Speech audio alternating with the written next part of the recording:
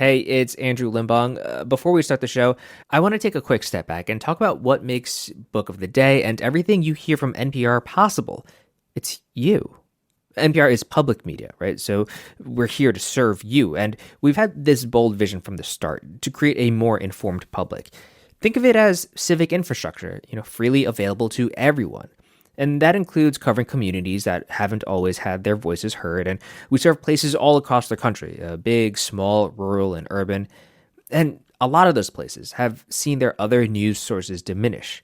And we can only do this thanks to your support. So on behalf of the whole team at Book of the Day, I want to say how grateful we are for listeners like you. We appreciate you turning to this show to find your next great read, from biographies and memoirs to romance, poetry, graphic novels, and everything in between. And a huge shout out if you already support this work through NPR Plus or by donating to your local station. Your generosity fuels one of the most trusted news sources in America today. And if you haven't made the leap to contributing yet, Giving Tuesday is almost here. So it's the perfect time to support what you love. Sign up for perks across more than 25 podcasts with NPR Plus today. It's a tax-deductible donation that helps make the world a more curious place, so you can feel good about it while you enjoy sponsor-free listening to this show. Join us at plus.npr.org, or you can always make a gift at donate.npr.org. Thanks a lot. Back to the show.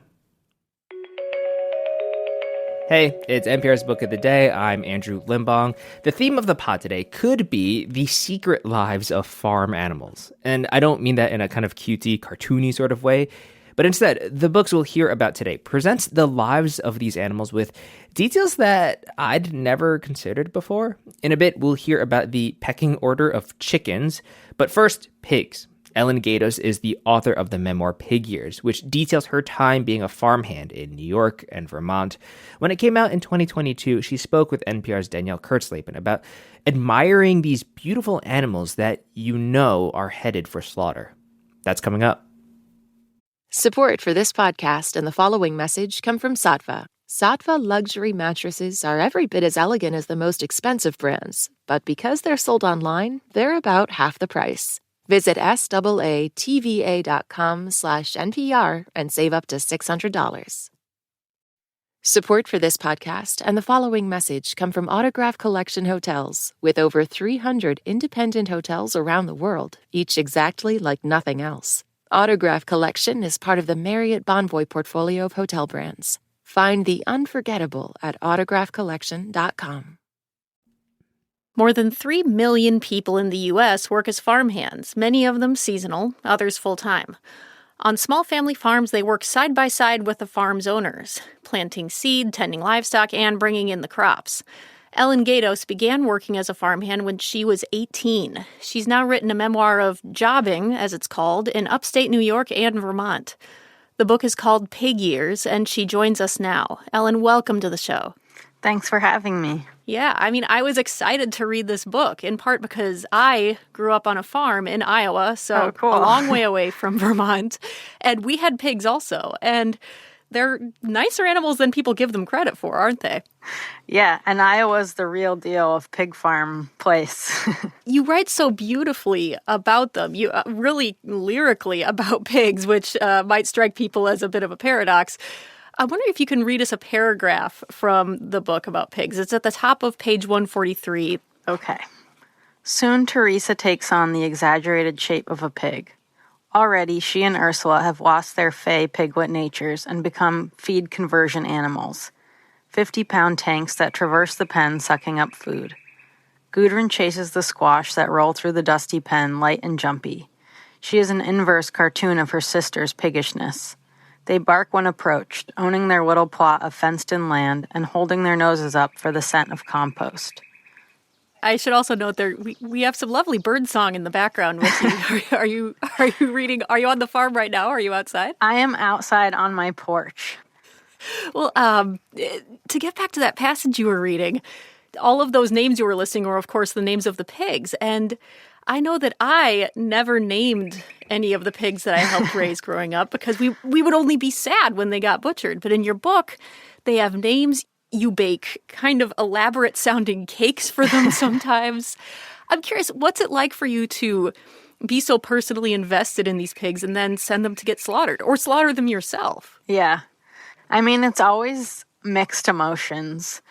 I guess I kind of get into keeping them as pets for a short time. As you can probably tell from the book, I very much admire pigs. I love feeding them trash, basically, and watching them grow and stuff. And I think, too, it's sort of doubled by, like, being exhausted by them. They almost always escape, and sometimes I'm a bit relieved when it's time for them to go. Mm-hmm. As I understand it, you didn't grow up farming. So I'm curious, what was your upbringing like, and how did you get into farmhand work? Yeah, neither of my parents are farmers. But yeah, I grew up in like a residential neighborhood next to a funeral home in Vermont. And my first real job when I was 17 was working at a state park in Vermont. And we had a big garden. And obviously I spent a lot of time outside. And I just kind of was looking for more outside work. And that's how I got my first farm job. And you just fell in love with it. You've stuck with it ever since then? Yeah, I really just love being outside and growing things, and also just the intimacy of working with people on farms. It feels really different than I've had like one office job. The personal connections were very different than on a farm.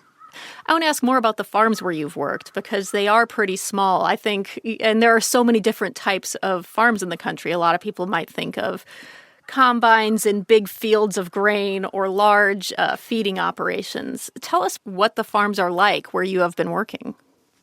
Yeah, I was thinking about that with this book, that it's not very representative of agriculture in America as a whole. Mm-hmm. And so many of farm workers are migrant workers, and that is a completely different experience than the one that I had as well.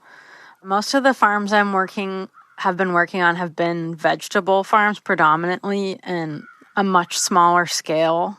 But it's my limited understanding that even large vegetable farms, it's still people doing a lot of work by hand, mm-hmm. whether conventional or organic.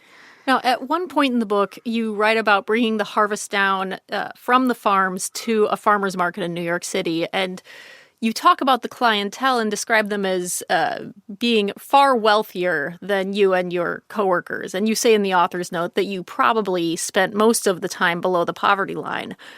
I'm wondering, how do you make sense of those contrasts of you and your fellow farm workers making a subsistence living out in the country, whereas your customers are often wealthy and urban? What is that? Is there a disconnect there or not necessarily? Yeah, I mean, I've thought about this a lot, as I'm sure many people have, and especially since more and more people are leaving rural areas and moving to cities, I think the scales are becoming more and more unbalanced.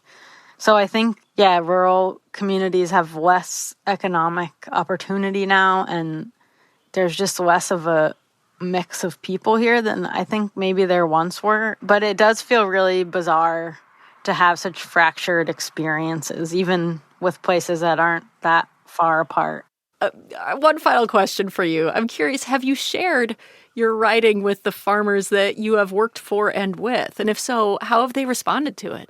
I have shared it with some, but not all of them. The ones you've shown, have they thought you've captured the life of a farmer pretty accurately? Yeah, I think so. And I think it felt cool to them to see in print, the name of our little town that doesn't really get much coverage, and just things that feel really special and personal to us.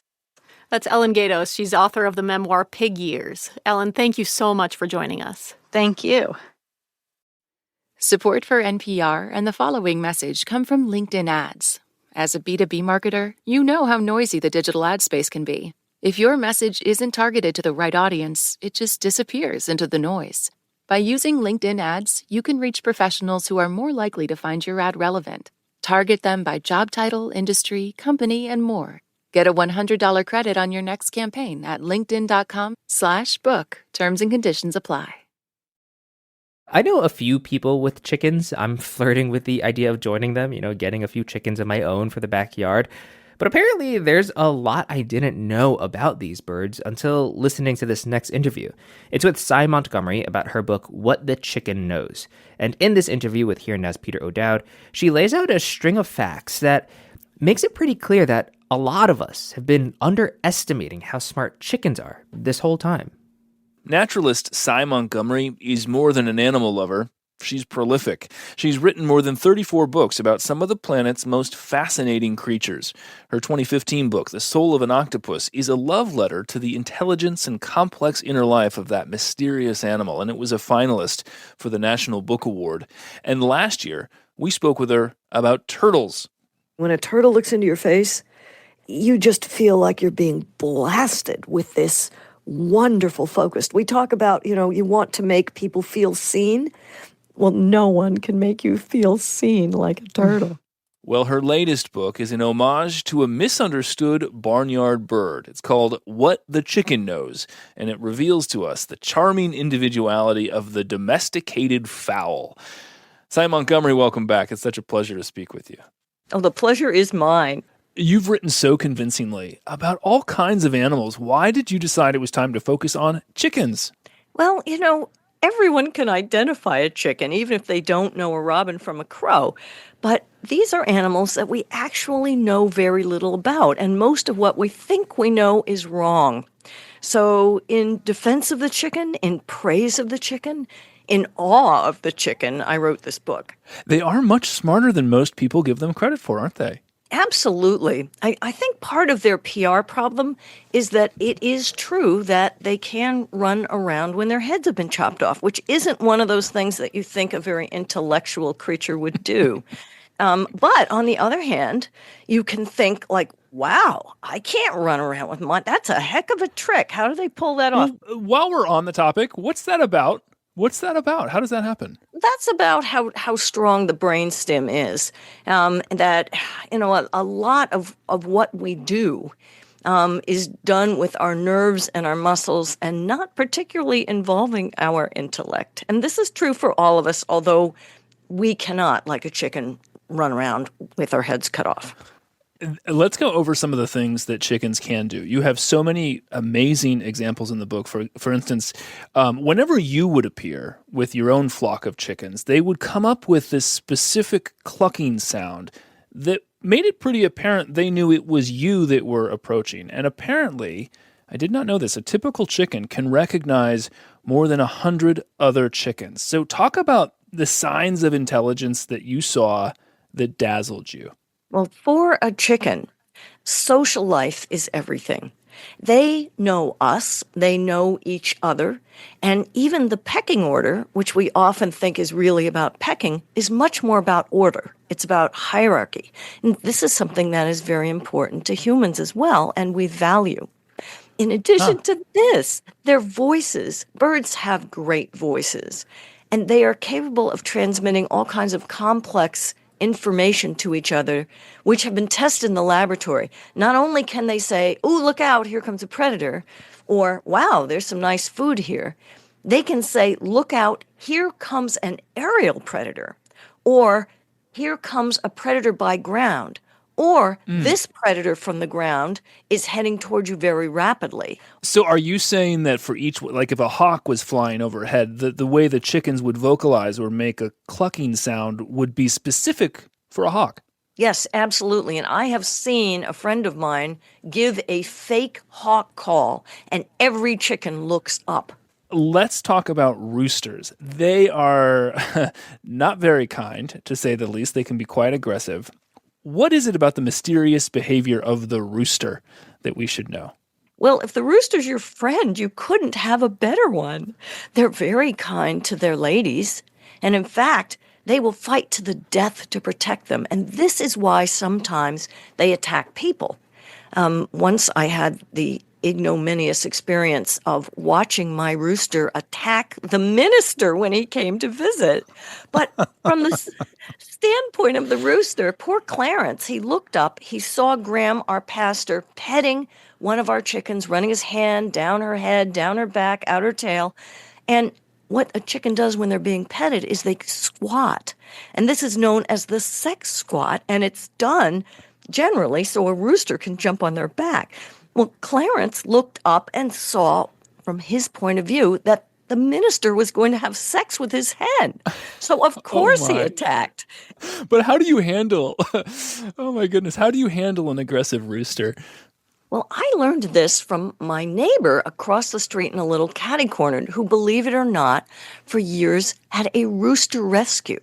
Because so many people had roosters turn on them and attack, and so many people just dumped their roosters in the woods. I was amazed. This is totally counterintuitive. Normally, when someone attacks you, you either run away or you stand and fight. But you should do neither. What you need to do, she told me, is pick him up and cuddle him. Just carry him around in a blanket while you do your chores and talk to him softly and maybe stroke him. And it takes a while, but eventually you will have the most gentlemanly rooster, and who may even, like one of her roosters does, bring you little gifts to show you what a thoughtful fellow he can be.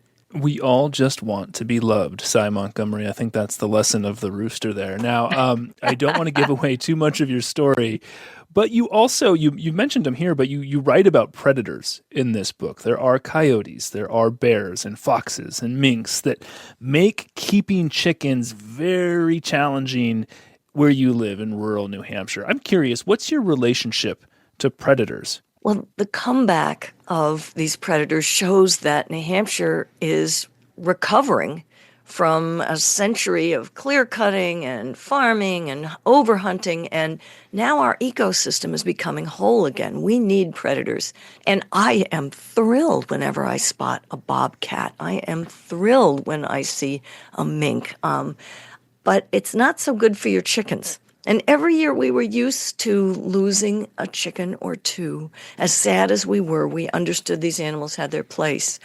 But there are so many now that we found we couldn't keep them safely in our setup as it was. I assume a lot of people are listening to this thinking to themselves, like I have over the years, I would really like to start a flock of chickens, to have my own. Wouldn't it be great to have fresh eggs every day? What's your advice for people who are thinking about doing this, but they're not sure? Well, first you want to make sure that you can provide everything that your chickens need. And they need to be outside to enjoy the sun and delicious worms and bugs. They need some freedom. And you need to have a predator-proof coop that you can put them in at night. Our coop was inside a 150-year-old barn, which was pretty predator-proof except for weasels. Pretty much weasels can get in almost anywhere they need to be. But don't get any kind of a pet if you think you're just not going to have time to take care of them. They don't require a lot, and they give you so much besides eggs. Make sure, though, that if you don't want a rooster, that all of your chicks are female, because many people have been disturbed to discover that they brought home a bunch of baby chicks and they have a 50-50 chance of being roosters. And if you don't want a rooster, or if you don't want like 5 roosters for 5 hens, try to get a breed like black sex lynx, who you can tell what sex they are right from the get-go. Okay, to that point, before we let you go, you've kept chickens for years. You've had many, many different breeds. What was your favorite through the years? Gosh, the very first ones I ever had, and this was before I had really traveled for long in the chicken universe, I loved my black sex lynx girls. They were so wonderful, and they kind of set the culture for all the subsequent flocks. I didn't realize until a new tenant came in that flocks do have their own culture. But my flock, apparently, starting with the first black sex lynx that my friend had given me as a barn warming present, they established a peaceful feminist utopia in the yard. And I will always love them for that. Sy Montgomery is a naturalist and author. The new book is called What the Chicken Knows. Sy, thank you so much, as always. Oh, my pleasure, Peter. Thanks for having me on. That's it for this week on NPR's Book of the Day. Let us know what you think. You can write to us at bookoftheday@npr.org. I do read these.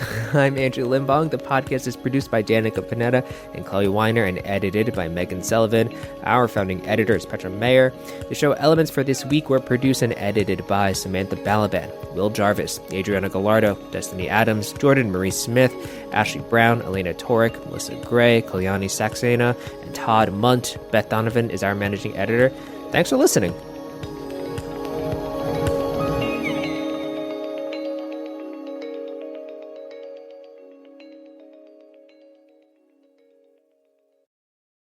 Support for NPR and the following message come from GoodRx. Did you know GoodRx offers 20 popular diabetes medications for under $20? Check GoodRx before heading to the pharmacy and get up to 80% off your prescriptions. GoodRx is free and easy to use. Search any medication, get your coupon, and start saving. Even if you have insurance or Medicare, GoodRx could beat your copay. See how much you could save on diabetes and everyday prescriptions at goodrx.com/book. This message comes from NPR sponsor Merrill. Whatever your financial goals are, you want a straightforward path there. But the real world doesn't usually work that way. Merrill understands that. That's why, with a dedicated Merrill advisor, you get a personalized plan and a clear path forward. Go to ml.com/bullish to learn more. Merrill, a Bank of America company. What would you like the power to do? Investing involves risk. Merrill Lynch, Pierce, Fenner & Smith Incorporated, registered broker-dealer, registered investment advisor, member SIPC.